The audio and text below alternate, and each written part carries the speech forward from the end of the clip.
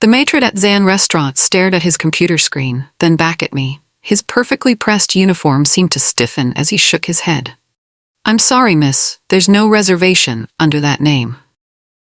I stood there in my simple black dress, watching his eyes scan me from head to toe. The restaurant's candlelit elegance sparkled around us.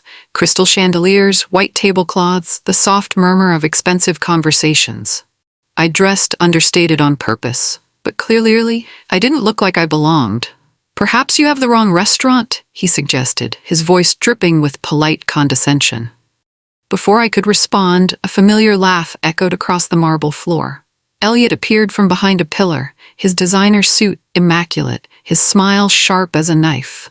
Well, I didn't think you'd actually show up, Fiona." He stepped closer, and I could smell his expensive cologne. "Thought this place might be a bit much for someone like you. There's a McDonald's down the street if you're hungry." The other diners turned to stare. I felt heat creep up my neck, but I kept my face calm. Elliot's eyes gleamed with satisfaction, waiting for me to shrink away in embarrassment. Instead, I leaned closer to the maitre d' and spoke softly. "You must be new here. Tell Chef Emilio that Alexandra's mom is here." Growing up on the south side of Chicago, I learned early that life doesn't hand you anything. I walked home from my part-time job at Murphy's Diner, my apron still stained with grease and coffee. The streets were cracked, the buildings tired, but this was home. My mom left when I was 8. Just packed her bags one Tuesday morning and never came back.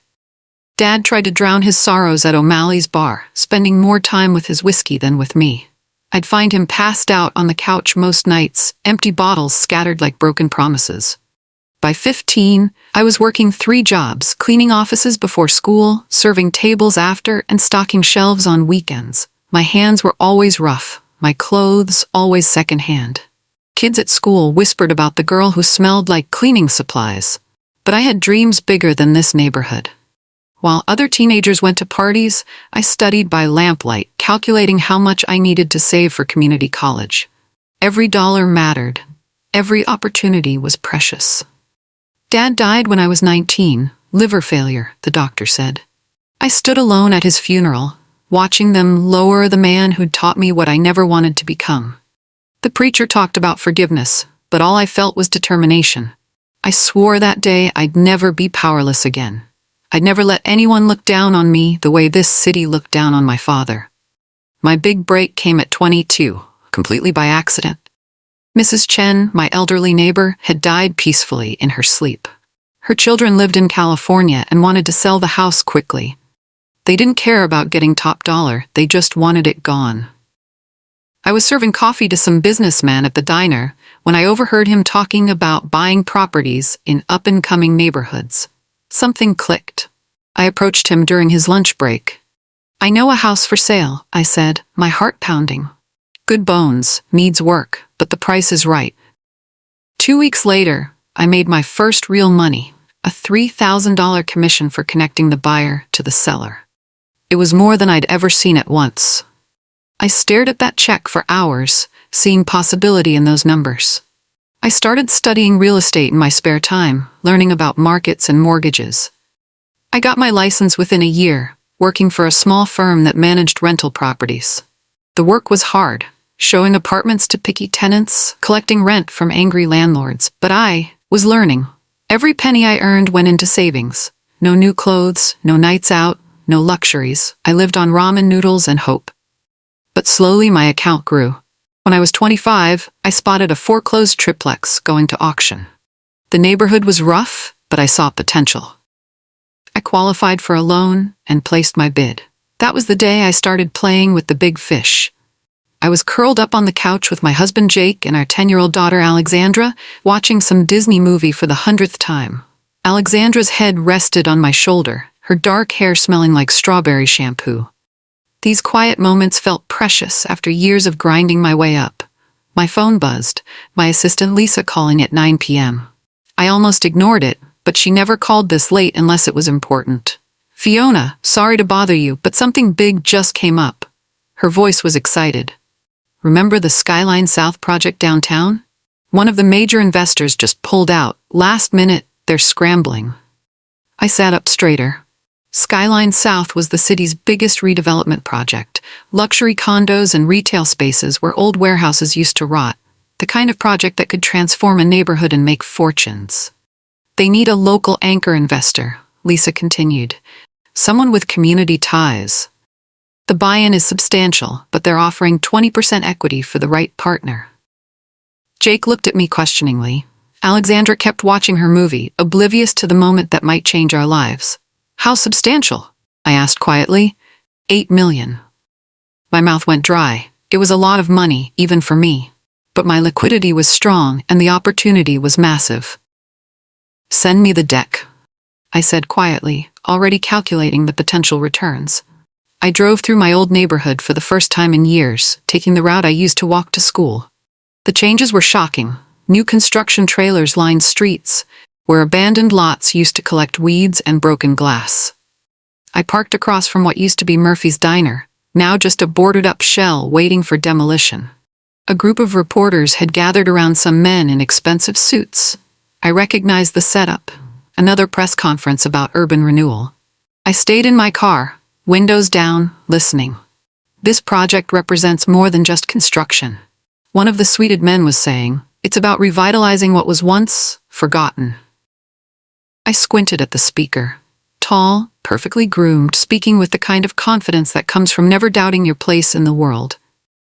His accent wasn't local, East Coast, probably Ivy League. A reporter asked, Elliot, what does this project mean to you personally?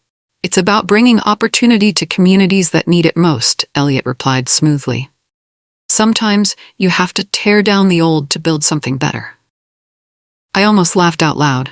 This guy had probably never set foot in this neighborhood before today. He talked about opportunity like he was doing us a favor, not like he was about to make millions off our backs. I pulled out my phone and Googled Elliot Skyline South. Harvard MBA, previous projects in Boston and DC, just another carpetbagger in a $1,000 suit. The temporary site office was a double-wide trailer filled with architectural plans and coffee-stained blueprints. I arrived in dark slacks and a clean white blouse, keeping it professional but understated. No need to show all my cards yet. Elliot was holding court at the conference table, explaining zoning requirements to the other investors. When I walked in, the conversation stopped. All eyes turned to me. The only woman in the room. You must be Fiona, Elliot said, standing up with a puzzled expression. You're the community investor? I smiled and extended my hand. That's right, looking forward to working with everyone. He shook my hand, but his grip was brief, distracted. I have to admit, when they said local anchor, I didn't expect the city to go quite so literal. The other men chuckled. I felt my jaw tighten but kept smiling. We spent the next hour reviewing plans. When Elliot mentioned potential zoning issues with the retail space, I spoke up. Actually, if we adjust the setback requirements on the north side. Let's focus on the big picture first. Elliot cut me off, not even looking in my direction. We can handle the details later. I nodded and made a note in my folder. But I was really making a mental file, one that would come in handy later. The meeting ended with handshakes and promises to reconvene next week. I smiled at everyone and walked to my car, already planning my next move. 3 weeks into construction, we had our first site visit. I wore steel-toed boots and a hard hat, ready to walk through the concrete and rebar jungle that would become luxury condos. Elliot was in his element, pointing out foundation work and explaining load-bearing walls to the group. He looked ridiculous in his pristine hard hat and designer jeans that had probably never seen real work. The structural integrity here is crucial, he was saying when he suddenly turned to me. Fiona, you mind getting coffee for everyone? You know the city better than us. The request hit me like a slap.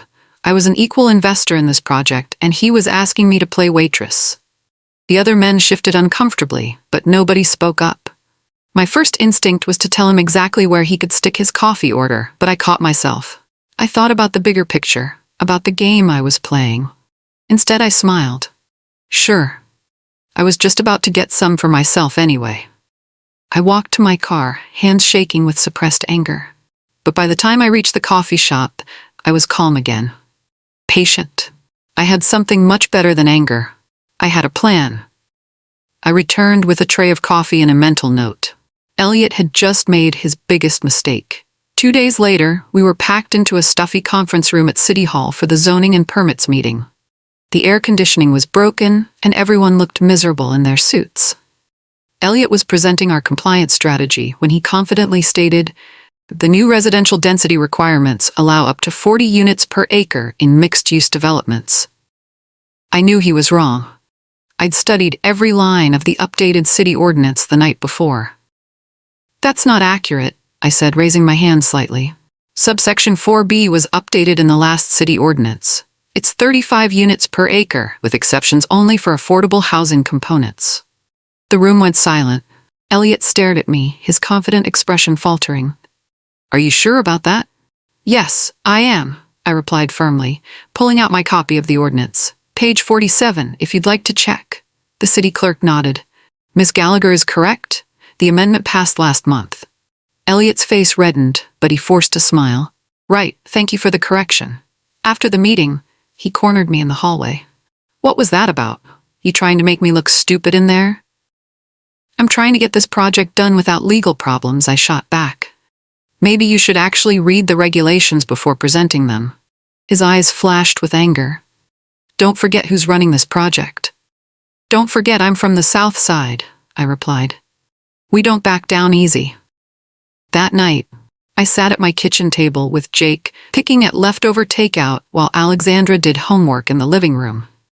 "He asked you to get coffee?" Jake's voice was tight with anger. "In front of everyone?" I nodded, stabbing my low mane with unnecessary force, like I was his secretary. Jake slammed his hand on the table, making me jump. "I don't know what game you're playing, letting him treat you like that. You need to put a stop to this." "I have something in mind," I said quietly. "Something that'll teach Elliot never to look down on people again." "What are you talking about?" I looked toward the living room where Alexandra was bent over her math homework. "Just trust me. Sometimes the best revenge is patience." Jake studied my face. He'd been with me long enough to recognize that look, the same one I'd worn when I was building my real estate portfolio, when I was quietly buying up properties while everyone underestimated the woman from the South Side. "How patient are we talking?" he asked. I smiled for the first time all day. "Not much longer." I pulled out my phone and sent a text to Lisa. "Set up meetings with the other Skyline investors, separately. Tell them I have a proposition." The game was about to change, and Elliot had no idea what was coming. The next evening, I met Marcus and David at a quiet bar downtown. They were the two smaller investors in Skyline South. Decent guys who'd gotten in for the money, but didn't have the stomach for Elliot's arrogance. "Gentlemen," I said, sliding into the booth across from them, "I'll cut right to the chase. I know you're both having second thoughts about this project." Marcus shifted uncomfortably. "It's not that simple, Fiona. We've already committed significant capital." "I'm willing to buy out your shares," I said quietly. "Full value plus a 10% premium for your trouble." David's eyes widened. "You're talking about, what, $12 million? $14 million, actually, but there's one condition." I leaned forward. "You don't tell Elliot about this conversation, not yet." They exchanged glances. Marcus cleared his throat. "Can I ask why?" I smiled. "Let's just say I want to handle the transition myself. Elliot can be difficult about these things."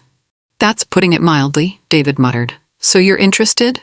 I asked. Marcus nodded slowly. "We'll need to think about it. Talk to our lawyers." "Of course, but don't take too long. This offer has an expiration date." I left them with their drinks and drove home, feeling lighter than I had in weeks. The dominoes were starting to fall exactly where I wanted them. By tomorrow, I'd own 60% of Skyline South. Elliot just didn't know it yet. 3 days later, my phone rang while I was reviewing property reports. "We're in," Marcus said without preamble. "David and I talked it over. We want out." "Smart choice," I replied, trying to keep the satisfaction out of my voice. "What changed your minds?" "Honestly, working with Elliot is like being in a constant pissing contest. He treats this project like his personal kingdom." I thought about the coffee incident, the way he'd dismissed my input in meetings. I can relate. Plus, we've got other opportunities, better partnerships. Within an hour, Lisa had drafted letters of intent for both purchases. I reminded her to mark them confidential, no copies to Elliot or his team. Are you sure about this? Lisa asked as she prepared the documents. 14 million is a lot of money. It's an investment, I corrected, and it's about to pay off in ways you can't imagine. That afternoon, I signed the papers that made me the majority owner of Skyline South. Elliot was still running around playing project manager, completely unaware that he now worked for me. I leaned back in my office chair and smiled. The boy from Harvard was about to get a lesson in power that they don't teach in business school. Sometimes the best education comes from the streets. The project was nearing completion when Elliot called an impromptu meeting. We gathered in the trailer, where architectural drawings were finally becoming reality outside the windows. "Gentlemen and lady," Elliot said with a condescending nod in my direction, "it's time to plan our celebration. I'm thinking dinner at Zan, the most exclusive restaurant in the city." The other investors nodded approvingly. Zan was legendary, impossible to get reservations, celebrity chef, the kind of place where meals cost more than most people's rent. "Excellent choice," I said. "We should also book suites at the Fig Hotel for the night. It's right down the street from Zan." Elliot's eyebrows shot up. "The Fig? That's a 5-star property, pretty pricey." "We just completed a $40 million project," I replied smoothly. "I think we can afford it." He leaned back in his chair, that familiar smirk spreading across his face. "You'd know where all the rich men hang out, wouldn't you, Fiona?" The implication hit the room like a slap. The other investors went silent, clearly uncomfortable. Marcus started to speak up, but I held up my hand. "It's fine," I said calmly. "Elliot's entitled to his opinions." But inside, I was done. Absolutely done. He just crossed a line he couldn't uncross. "I'll handle the reservations," I continued. "Leave everything to me." Elliot nodded, satisfied with himself. If only he knew what he'd just set in motion. The next morning, I asked Marcus and David to meet me at my office. They arrived looking concerned, probably expecting me to back out of our deal. "I want to finalize our agreement," I said without preamble. "Today." "Because of what Elliot said yesterday?" Marcus asked. "Partly, but mainly because I'm ready to take full control." I slid contracts across my desk. The final buyout agreements that would give me complete ownership of Skyline South. "This is more than we discussed," David said, scanning the numbers. "Considerate interest for putting up with Elliot's behavior. You've both been professional partners. He hasn't." They signed within an hour. By close of business, I owned 100% of Skyline South Development. Elliot was now an employee, not a partner. "Should we tell him?" Marcus asked as he handed back the signed documents. "Not yet," I replied. "I want to handle this personally. Give me until after the celebration dinner." They shook my hand and left, probably relieved to be free of the whole mess.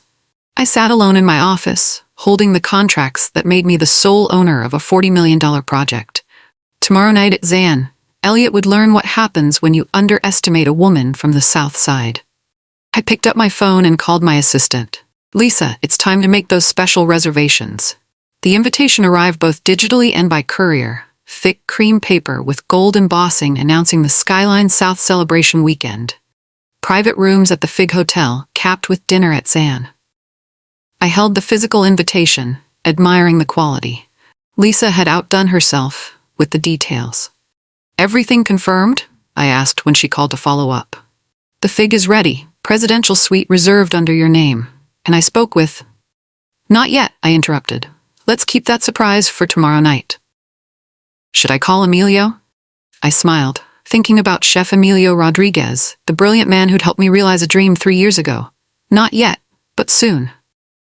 Alexandra bounded into my office, home from school and curious about the fancy invitation. "What's this, Mom?" "Just a work dinner, sweetheart. Nothing too exciting." She studied the invitation with 10-year-old seriousness. "Zan? Isn't that the restaurant you—" "Yes," I said quickly, ruffling her hair. "The one we talked about." Jake appeared in the doorway, already knowing from my expression that something big was happening. "Tomorrow night?" he asked. I nodded. "Tomorrow night, everything changes." The invitation felt heavier in my hands than such a small piece of paper should. But it represented so much more than dinner. It was the culmination of years of planning, saving, and enduring condescension from people who thought they were better than me. The week before the celebration dinner, I quietly finalized negotiations with the last remaining small investor, a pension fund that held 5% of the project. They were happy to sell, especially at the premium I offered. Any particular reason for the rush? Their representative asked during our phone call. Just simplifying the ownership structure, I replied. Makes future decisions easier. The paperwork was completed with minimal fanfare. No announcements, no press releases. On paper, nothing had changed in the day-to-day operations of Skyline South. But in reality, everything had shifted. I now owned 100% of the project. Every decision, every dollar, every future development, all mine. I sat in my car outside the construction site, watching workers put finishing touches on what would become luxury condos. Elliot was inside the trailer, probably reviewing punch lists and feeling very important. He had no idea that his signature was no longer needed for anything. No idea that his authority was now completely imaginary. My phone buzzed with a text from Lisa. Final contracts filed. You're officially the sole owner. I typed back. Perfect timing. Tomorrow night at Zan, Elliot would discover that his kingdom was actually mine. And I couldn't wait to see his face when the truth finally came out. I stood in front of my bedroom mirror, adjusting my simple black dress.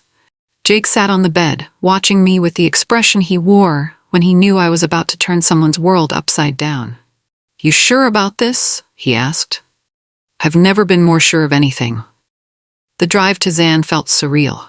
3 years ago, I'd walked through these same downtown streets with architectural plans and a crazy dream. Tonight, I was returning as the owner of a $40 million project.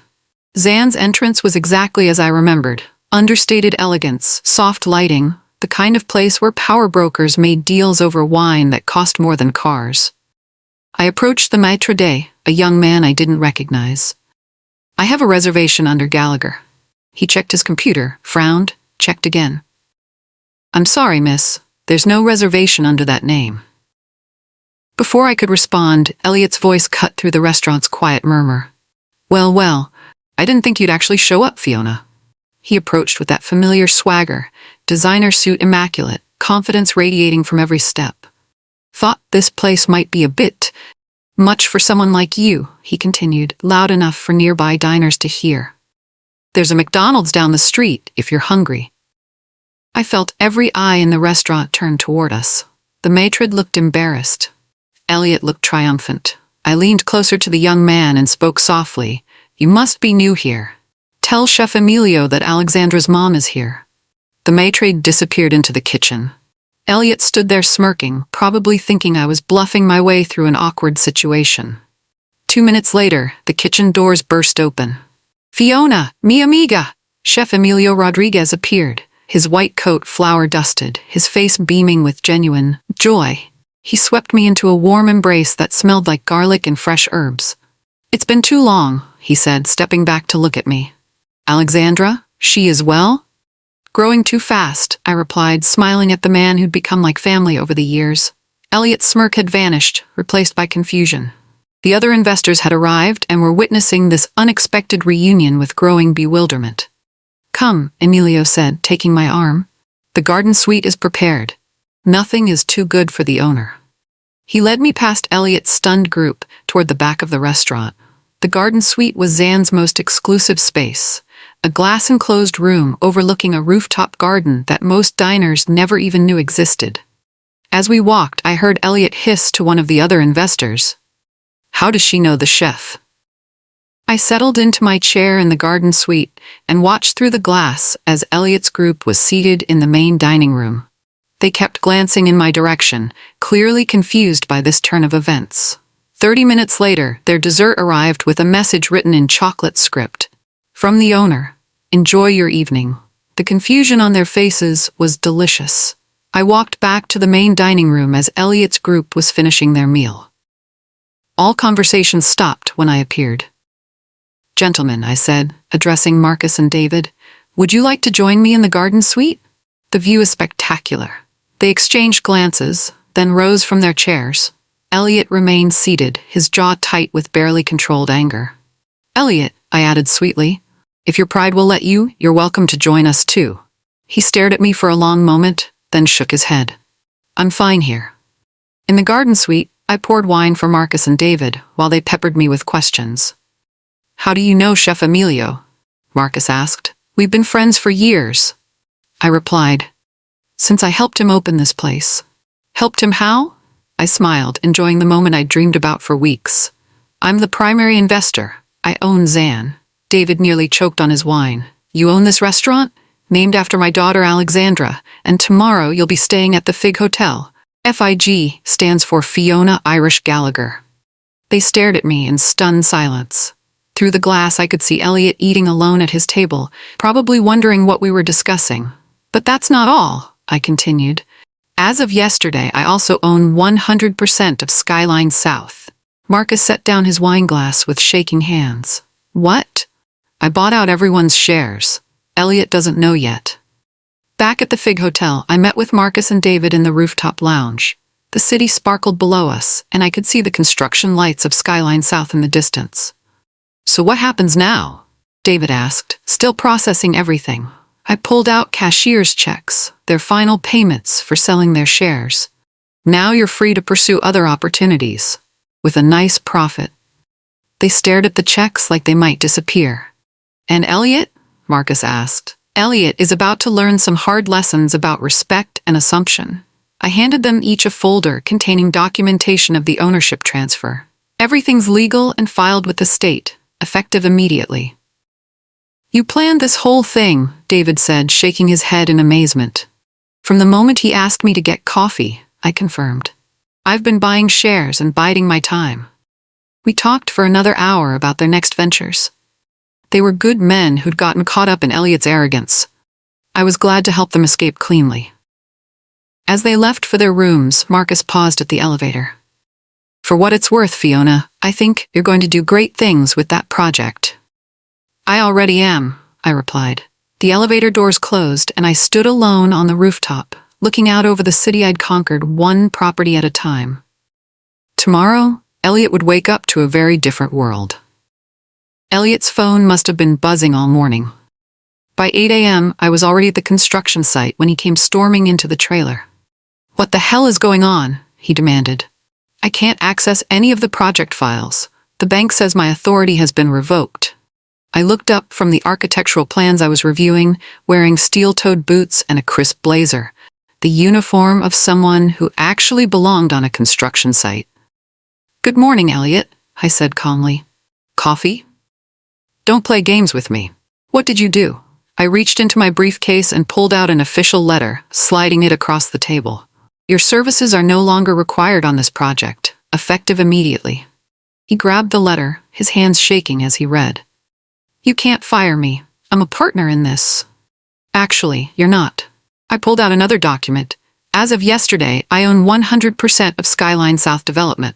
You're an employee, or rather, you were." The color drained from his face. "That's impossible.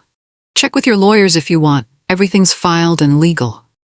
He stood there, mouth opening and closing like a fish out of water. You planned this." "I'm a good student," I replied.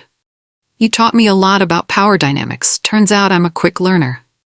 The investors already sold to me, voluntarily. Apparently, nobody wanted to work with you anymore.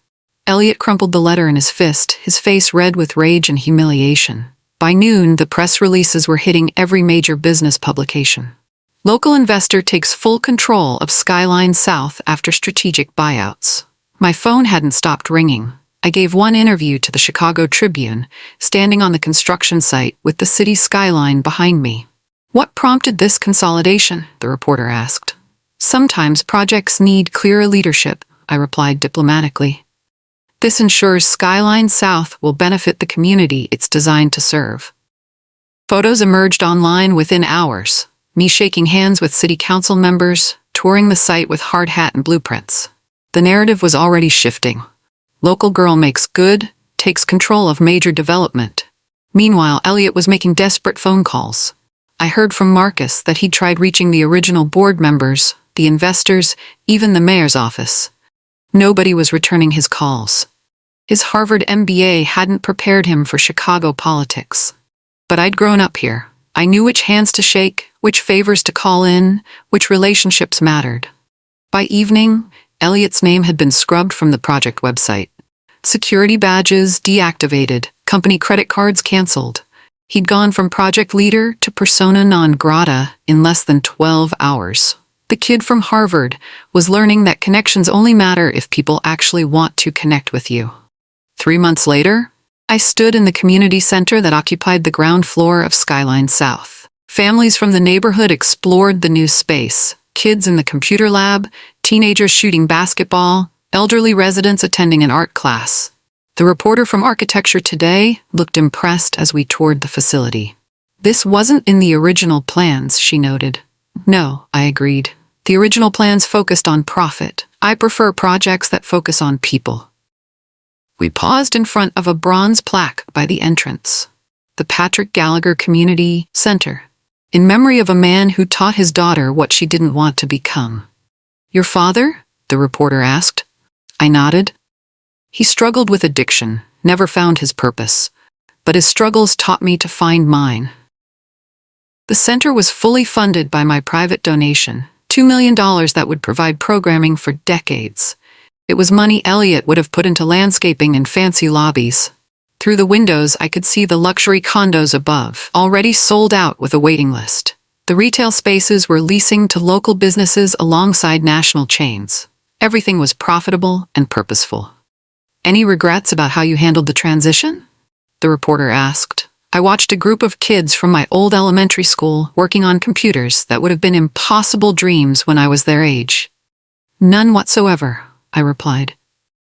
1 year later, I sat in my office reviewing applications for the second phase of Skyline South. The success of the first building had attracted attention from across the Midwest. A knock at my door interrupted my reading. My secretary announced, "There's a journalist here from Forbes. Says she has an appointment." I checked my calendar and smiled. This was the interview I'd been anticipating. The journalist was a sharp woman about my age, clearly impressed by the view from my corner office. "Miss Gallagher, after everything that's happened, the acquisition, the community response, the national attention, how would you describe your role now?" I stood up and walked to the window. Below, I could see the community center's playground filled with children. Beyond that, construction crews were breaking ground on affordable housing units, the next phase of my vision. "You know," I said, turning back to face her, "there was a time when people tried to ban me from tables I helped build. They thought because I didn't have the right accent or the right pedigree, I didn't belong." I picked up a photo from my desk. Alexandra and Jake at the community center's grand opening, both grinning with pride. "But the truth is, I don't need their table anymore," I continued. "I own the building." The journalist scribbled notes, trying to capture the moment. But some things can't be written down. The satisfaction of proving doubters wrong, the joy of lifting up your community, the power that comes from never forgetting where you started. Outside my window, Chicago stretched toward the horizon, full of possibilities for a girl who'd learned that the best revenge isn't getting even, it's getting everything.